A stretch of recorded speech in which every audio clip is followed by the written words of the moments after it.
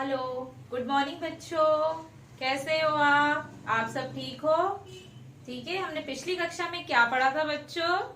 आपने उसे घर में रिवाइज किया? पढ़ा आपने? उसके प्रश्न उत्तर अपनी कॉपी में लिखे आप लोगों ने? हाँ, गुड, वेरी गुड। अच्छा है ना? आप सबने अपनी कॉपी में प्रश्न उत्तर लिखे। पर मैं आज आपको पार्ट 3 सीता फिर से रिवाइज करवाऊंगी, है ना? हम फिर से उसका पुनः स्मरण करेंगे थोड़ा सा। मैं पाठ पूरा आपको पढ़ के नहीं सुनाऊंगी, बस मैं उसमें से आपसे प्रश्न उत्तर पूछूंगी, क्योंकि जो मैंने पाठ आपको पढ़ के सुनाया तो आपको तो पाठ याद हो ही गया होगा। आपने प्रश्न उत्तर अपनी कॉपी में लिखे ना, तो बस हम थोड़ा सा पुनः स्मरण करेंगे। ठीक है बच्चों, मैं अब आपसे प्रश्न पूछूं। हाँ, प्रश्न नंबर का, लोग क्यों मर रहे थे? बताइए बच्चों, क्यों मर रहे थे लोग? राज्य में वर्षा नहीं हुई थी, चारों ओर सूखा पड़ गया था, तो लोग भूख से मरने लगे, है ना? क्योंकि अगर वर्षा नहीं होगी तो फसल नहीं होगी, फसल नहीं होगी तो लोगों को भोजन नहीं मिलेगा, इसलिए लोग भूख से मरने लगे। समझ में आया पहला प्रश्न का उत्तर? ओके, चलिए आगे बढ़ते हैं ना। प्रश्न नंबर ख, विद्वानों और पंडितों ने राजा को क्या सलाह दी? बताइए। आपने कथा पढ़ी, कहानी पढ़ी ना घर पे? हाँ, चलिए इसका उत्तर बताते हैं आगे। विद्वानों और पंडितों ने राजा और रानी को खेत में सोने का हल चलाने की सलाह दी, है ना? जब सूखा पड़ गया था तो राजा ने क्या किया? विद्वानों और पंडितों को बुलाया, तो उन्होंने राजा और रानी को खेत में सोने का हल चलाने की सलाह दी, है ना? तो ये उत्तर ख था। अब आगे बढ़ते हैं। प्रश्न नंबर ग, कन्या को गोद में लेते ही क्या हुआ? जब विद्वानों और पंडितों ने राजा और रानी को खेत में सोने का हल चलाने की सलाह दी, तो हल की फाल किसी जगह पर फंस गई थी, है ना? फिर वहां पर खुदाई की गई, फिर वहां पर क्या दिखा? एक घड़ा। घड़े में क्या थी? एक सुंदर कन्या, है ना? तो कन्या को जैसे ही गोद में लिया तो क्या हुआ? बहुत जोरों से वर्षा होने लगी, है ना? तो प्रश्न नंबर गा का उत्तर है, कन्या को गोद में लेते ही बहुत जोरों से वर्षा होने लगी। चलिए आगे बढ़ते हैं। प्रश्न नंबर घ, सीता का विवाह किसके साथ हुआ था? ये तो आपको पता ही होगा, सीता जी का विवाह श्री रामचंद्र जी के साथ हुआ था। ठीक है बच्चों, तो ये प्रश्न उत्तर आपने जरूर अपनी कॉपी में लिख लिए होंगे और आपको समझ भी आ गया होगा, है ना? तो हम आगे बढ़ते हैं। अब आगे है, कहानी की घटनाओं को सही क्रम में लगाइए। सही क्रम मतलब एक के बाद एक। सही क्रम होता है 1 2 3 4 5 6, है ना? आगे मतलब कि उसे हमें सही क्रम में व्यवस्थित करना है। किसको? कहानी की घटनाओं को। जो घटना पहले हुई होगी उसको हम पहले लगाएंगे, फिर उसके बाद दूसरी, तीसरी, है ना? हमें ऐसे क्रम में कहानी की घटनाओं को व्यवस्थित करना है। समझ में आया बच्चों आप लोगों को? ठीक है बच्चों, चलिए आगे बढ़ते हैं। तो पहले मैं आपको घटना पढ़ के सुनाऊंगी, है ना? उसके बाद हम उसको व्यवस्थित करेंगे, ताकि आप सोचें कि हमें पहले पहले कौन सी घटना हुई थी, हमें किसे व्यवस्थित करना है, किसे क्रम में लगाना है ना? तो मैं पहले आपको घटनाएं पढ़ के सुनाऊंगी। पहला, राजा रानी ने सोने का हल चलाया। राज्य में सूखा पड़ गया था। सीता जी का विवाह रामचंद्र जी के साथ हुआ। बहुत जोर से वर्षा होने लगी। कन्या के विवाह की घोषणा की गई। घड़े में सुंदर कन्या थी, है ना? ये पूरा घटनाक्रम है। अब हमें इसे सही क्रम में व्यवस्थित करना, सही क्रम में लगाना है। ठीक है बच्चों? तो पहले बताइए क्या हुआ था कहानी में? क्या हुआ था? बिल्कुल सही, राज्य में सूखा पड़ गया था, है ना? तो पहले हम किसे लगाएंगे क्रम में? राज्य में सूखा पड़ गया था, तो आपको ये पहले नंबर पर लगाना है। ठीक है, इसमें पहला नंबर लगाएंगे, है ना? अब उसके आगे, जब राज्य में सूखा पड़ गया तो विद्वानों और पंडितों ने क्या सलाह दी राजा रानी को? खेत में हल चलाने की, है ना, सोने का हल चलाने की। तो राजा रानी ने सोने का हल चलाया। इसके बाद कौन सी घटना हुई? राजा रानी ने सोने का हल चलाया। तो यहाँ पर नंबर 2, ठीक है, समझ में आया। अब इसके बाद कौन सी तीसरी घटना हुई? जब वो खेत में सोने का हल चला रहे थे तो हल की फाल किसी जगह पर फंस गई थी। जब वहां खुदाई की गई तो क्या हुआ? एक घड़ा दिखाई दिया। फिर घड़े में क्या थी? घड़े में एक सुंदर कन्या थी। तो तीसरे नंबर पे क्या आएगा? घड़े में सुंदर कन्या थी, है ना। ठीक है, अब आगे बढ़ते हैं। उसके बाद क्या हुआ? घड़े में सुंदर कन्या थी। फिर जैसे ही उसको गोद में उठाया तो क्या होने लगी? बहुत जोर से वर्षा होने लगी, है ना। तो 4th नंबर पे क्या आएगा? बहुत जोर से वर्षा होने लगी। अब आगे बढ़ते हैं। जब ठीक है, अब आगे बढ़ते हैं। उसके बाद कौन सी घटना हुई? जब बहुत जोर से वर्षा होने लगी, है ना, तो फिर कन्या का नाम क्या रखा गया? सीता, है ना। जब वो बड़ी हुई तो उसके पिताजी ने क्या किया? कन्या के विवाह की घोषणा की, है ना। तो उसके बाद कौन सी घटना हुई? कन्या के विवाह की घोषणा की गई। ये आ जाएगा 5 नंबर पे, ठीक है ना। अब लास्ट में कौन सी घटना हुई? सबसे लास्ट में कौन सी घटना हुई? आखिर में कौन सी? सीता जी का विवाह रामचंद्र जी के साथ हुआ। ये हमारी घटना नंबर 6, है ना। तो आपको समझ में आ गया घटनाक्रम कैसे व्यवस्थित करना है ना। क्रम वाइज 1 2 3 4 5 6 आप ऐसे भी लिख सकते हैं, या आप सही से उसको इसके नीचे वापस 1 2 3 करके ऐसे भी लिख सकते हैं, या आप नंबरिंग भी कर सकते हैं, है ना। आप नंबरिंग कर देंगे तो ज्यादा इजी होगा, आपको डबल से आपको लिखना नहीं पड़ेगा। तो इसी से समझ में आ जाएगा, पहले ये वाली घटना हुई, फिर ये, है ना। तो आपको समझ में आ गया घटनाक्रम, ठीक है। अब हम आगे बढ़ेंगे। नीचे दिए प्रश्नों के सही उत्तर पर सही का निशान लगाइए। ठीक है बच्चों, एक प्रश्न होगा, फिर उसके ऑप्शंस होंगे। जो उसका सही उत्तर होगा आप उस पे सही का टिक या निशान लगाइएगा। अब मैं आपको प्रश्न पढ़ती हूँ, फिर उसके ऑप्शंस पढ़ूंगी, फिर आप बताइएगा सही कौन सा उत्तर है और उस पर टिक लगाइएगा। चलिए आगे बढ़ते हैं। क नंबर, घड़े से क्या निकला? बताइए घड़े से क्या निकला? पहला ऑप्शन है कन्या, दूसरा है लड़का, तीसरा है बंदर। तो क्या निकला घड़े से? कन्या। तो आप इस पर सही का टिक लगाइए, निशान लगाइए। कन्या, घड़े से एक कन्या निकली थी ना। चलिए आगे बढ़ते हैं। ख नंबर, कन्या का नाम क्या रखा गया? तो कन्या का नाम क्या रखा गया था? पहला ऑप्शन है राधा, दूसरा है सीता, तीसरा है गीता। तो क्या नाम रखा था? सोचिए। Very good, Sita. तो हम सीता पर सही का निशान लगाएंगे, यानी राइट का, है ना। चलिए आगे। ग नंबर, धनुष किस भगवान का था? धनुष किस भगवान का था? पहला ऑप्शन है कृष्ण, दूसरा है विष्णु, तीसरा है शिव। याद कीजिए कहानी में धनुष कौन से भगवान का था, किस भगवान का था? तो सही उत्तर है शिव। तो इसके आगे हम सही का निशान लगाएंगे। ठीक है, समझ में आया आपको ये, है ना। सही नीचे दिए गए प्रश्नों के सही उत्तर पर निशान लगाइए। तो बच्चों ये आप अपनी कॉपी में जरूर लिख लीजिएगा। ठीक है बच्चों, अब हम आगे भाषा ज्ञान पढ़ेंगे। आपकी हिंदी पाठ्य पुस्तक का पेज नंबर है 18 या 18। ठीक है, देखिए 18। तो भाषा ज्ञान, नीचे दिए शब्दों में संज्ञा शब्दों पर गोला लगाइए। किस पर हमें गोला लगाना है? संज्ञा शब्दों पर। ये जो शब्द आपको दिख रहे हैं, इसमें से संज्ञा शब्द कौन सा है उस पर आपको गोला लगाना है। तो आप कैसे पहचानेंगे कि वो संज्ञा है?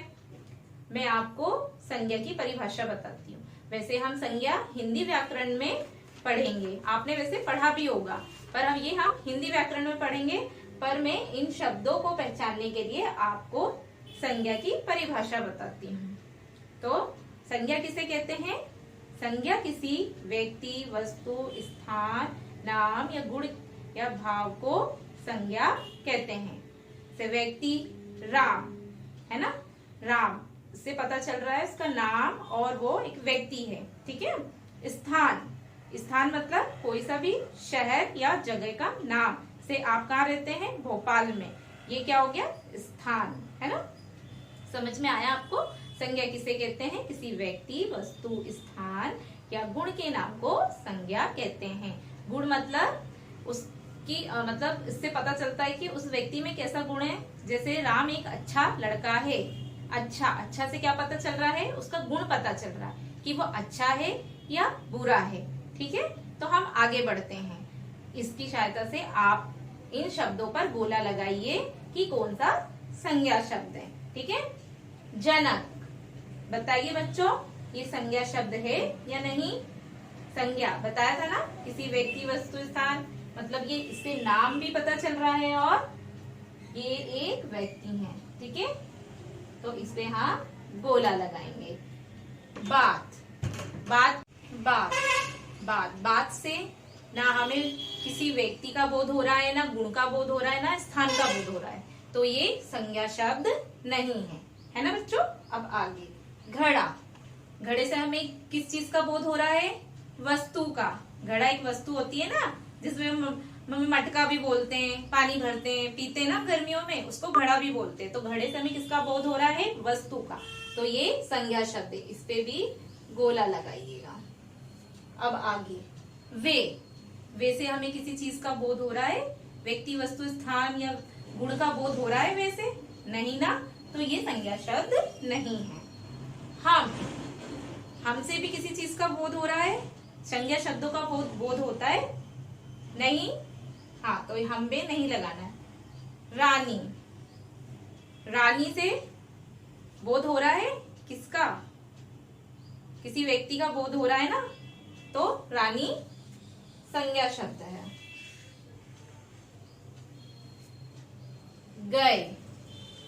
गए से संज्ञा शब्द का बोध नहीं हो रहा है, तो ये संज्ञा शब्द नहीं है।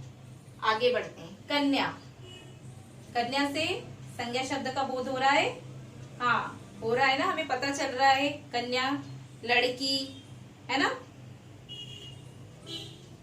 तो कन्या संज्ञा शब्द है। ओके, आगे हल से किस चीज का बोध हो रहा है? वस्तु का, है ना, किसी चीज का, तो हल संज्ञा शब्द है, ठीक है। आगे किसी से संज्ञा शब्द का बोध होता है? नहीं, तो ये संज्ञा शब्द नहीं है। सीता से संज्ञा शब्द का बोध हो रहा है? हो रहा है ना, सीता से पता चल रहा है ना, किसी व्यक्ति का वो नाम है, इसलिए ये संज्ञा शब्द है। ओके, अच्छे से संज्ञा शब्द का बोध होता है, गुण का पता चलता है ना, इससे हमें किसी के गुण का पता चलता है, तो ये संज्ञा शब्द है। ठीक है बच्चों, समझ में आया? जनक, घड़ा, रानी, कन्या, हल, सीता। अच्छा, इससे हमें संज्ञा शब्द का बोध हो रहा है ना। तो नीचे दिए शब्दों में संज्ञा शब्दों पर गोला लगाइए। इसमें से जो संज्ञा शब्द थे हमने उन पर गोला लगाया। ठीक है, समझ में आया आपको? ये अपनी कॉपी में आप लिख लीजिएगा। ओके, ठीक है बच्चों, अब आगे बढ़ते हैं। स्वरों के स्थान पर उनकी मात्राएं लगाकर शब्द बनाइए। स्वर और व्यंजन आपने हिंदी व्याकरण में पढ़ा होगा। स्वर किसे कहते हैं और व्यंजन किसे कहते हैं? स्वर आ से आह तक होते हैं और व्यंजन का से ज्ञा तक, है ना। तो स्वर और व्यंजन हम हिंदी व्याकरण में फिर से पढ़ेंगे। तो अभी हमें क्या करना है? स्वरों के स्थान पर उनकी मात्राएं लगाकर शब्द बनाने।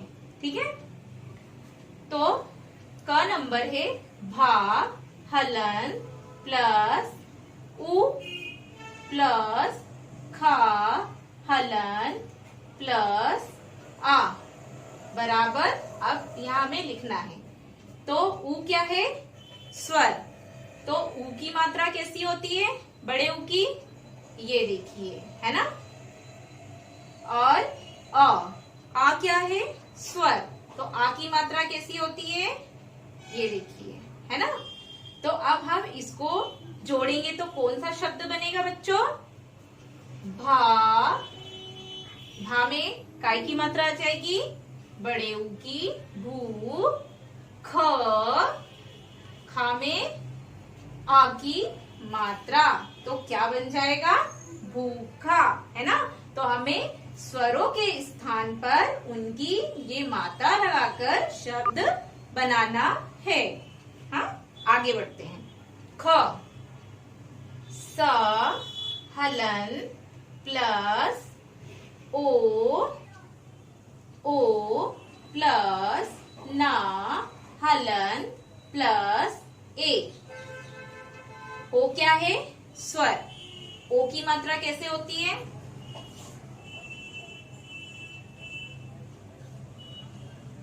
अब ए की मात्रा कैसी होती है ना।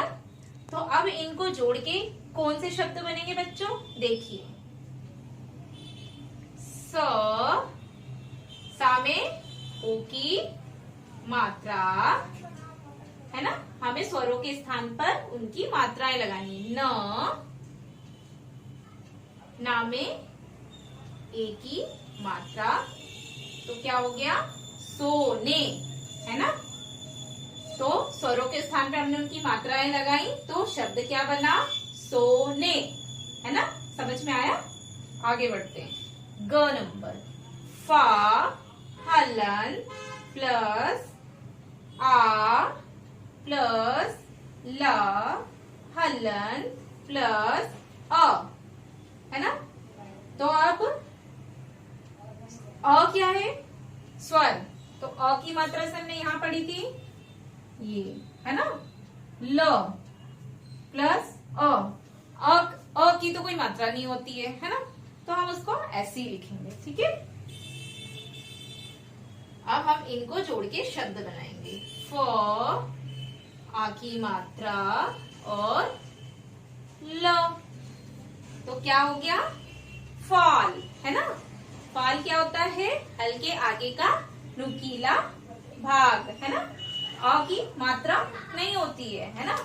बड़े आ की होती है। समझ में आया बच्चों? अब घ नंबर। ख हलन प्लस ऊ प्लस द हलन प्लस आ प्लस ई। अब आ क्या है? ऊ क्या है? स्वर, है ना। तो छोटे ऊ की मात्रा कैसे होती है? ऐसी, है ना। स्वरों के स्थान पे मात्रा लगानी है ना, तो स्वर है ये ऊ, तो इसकी मात्रा क्या है? ये। फिर द हलन प्लस अ। अब आ की मात्रा तो आपको पता है, ये, है ना। ठीक है। तो अब इससे कौन सा शब्द बनेगा बच्चों? ख में छोटे ऊ की मात्रा खू। दा में आ की मात्रा द और ई क्या बनेगा? खुदाई, है ना। समझ में आया? अब आगे है ड। ध हलन प्लस अ प्लस ना हलन प्लस ऊ प्लस श हलन प्लस अ। तो इससे कौन सा शब्द बनेगा बच्चों? ध आ की कोई मात्रा नहीं होती है। न ऊ छोटे ऊ की मात्रा। श हलन प्लस आ की कोई मात्रा नहीं होती है, तो इससे बनेगा ध ना में छोटे ऊ की मात्रा नू और ये श, पर जब हम बोलते हैं तो धनुष्य अ, तो उच्चारण में आ आता है ना, इसलिए यहाँ पे लिखा है आ, है ना। तो इससे कौन सा शब्द बनेगा? धनुष्य। समझ में आया बच्चों? आपको समझ में आया कि हमें स्वरों के स्थान पर उनकी मात्राएं लगाकर शब्द बनाना है ना। तो पहला शब्द क्या बना? भूखा, ख नंबर में सोने, फिर फाल, खुदाई, फिर धनुष। ठीक है, ये सब अपनी कॉपी में लिख लीजिएगा। आगे बढ़ते हैं। नीचे दिए शब्दों में मात्राएं लगाकर शब्द बनाइए। जो ये शब्द दिए हुए हैं इनमें हमें मात्रा लगाकर एक शब्द बनाना है। ठीक है, तो मैं आगे पढ़ती हूँ, फिर आप सोचिएगा इसमें कौन सी मात्रा लगाकर हम कौन से शब्द बना सकते हैं। क, श, म, ल, एक फूल का नाम। तो एक फूल का नाम बनाइए इसमें मात्रा लगाकर कि श, म, ल में कौन सी मात्रा लगाकर हम एक फूल का नाम बना सकते हैं। चलिए मैं आपको बताती हूँ। श, म, मा में ए की मात्रा में, ला में बड़ी की मात्रा। तो एक फूल का नाम बन गया चमेली, है ना। समझ में आया आपको? ऐसे ही और शब्दों में मात्राएं लगाकर आपको नाम बनाने हैं। ख नंबर है स, ब, एक फल का नाम। अब बताइए इसमें हम कौन सी मात्रा लगाएं जो एक फल का नाम बन जाएगा जिससे। तो बनाते हैं सा में ए की मात्रा से, बो, है ना बच्चों। आप लोग सेब खाते हैं कि नहीं खाते हैं? खाते हैं ना। हमें फ्रूट्स खाने चाहिए। ओके, तो हमने इसमें एक ही मात्रा लगाई जो एक फल का नाम बन गया सेब। अब आगे ग नंबर, ग, भ, एक सब्जी का नाम। अब हमें ग में कौन सी मात्रा लगानी है जिससे एक सब्जी का नाम बन जाए। तो ग में ओ की मात्रा गो, भा में बड़ी की मात्रा भी, क्या हो गया? गोभी, है ना। तो हमने इसमें ओ की मात्रा और बड़ी की मात्रा लगाई, इससे क्या बन गया? गोभी, एक सब्जी का नाम। अब आगे है घ नंबर, भ, ल, एक जानवर का नाम। अब बताइए इसमें कौन सी मात्रा लगाएं जिससे एक जानवर का नाम बन जाए।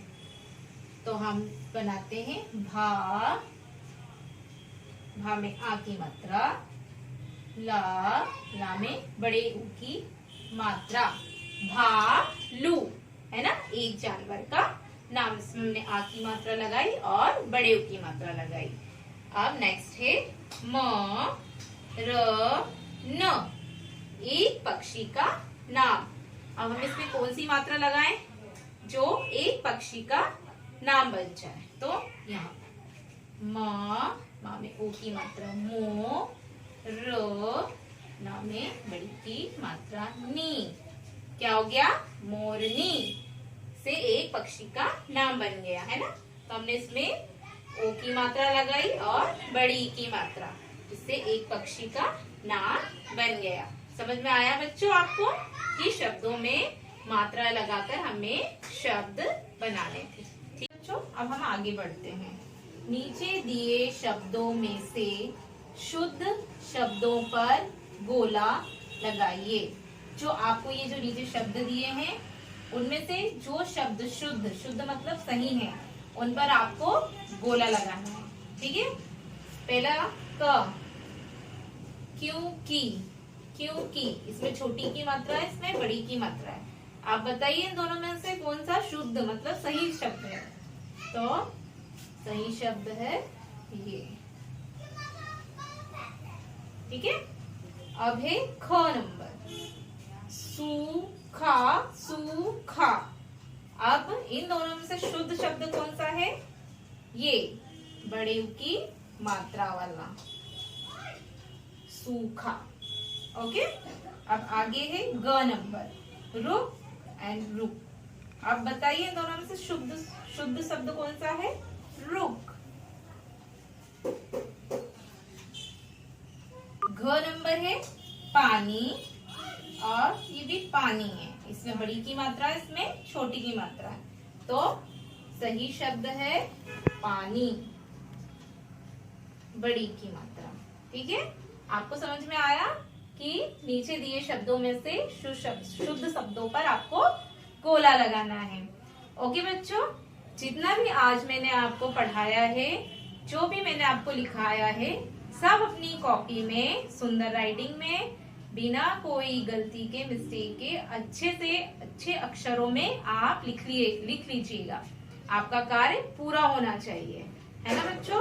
तो आगे मैं आपको होमवर्क देती हूँ जो आपको घर पर करना है।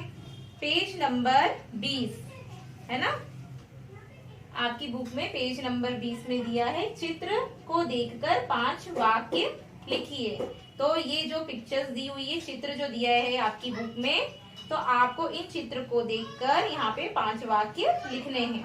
फिर आगे है, आप क्या करेंगे, जो इसमें जो प्रश्न दिए हुए हैं आप उन्हें पढ़ना कि इसमें क्या दिया हुआ है, और फिर अपनी समझदारी से उस परिस्थिति में आप क्या करेंगे उस पर आप टिक करना। ठीक है बच्चों, ये आपका होमवर्क है, ये आपकी समझदारी है कि आपको ये कैसे करना है ना, कि आप कोई सी परिस्थिति में फंस गए तो आपको इसमें से कौन सा ऑप्शन सही होगा जो हमें करना है, और इस चित्र को देखकर 5 वाक्य लिखिएगा।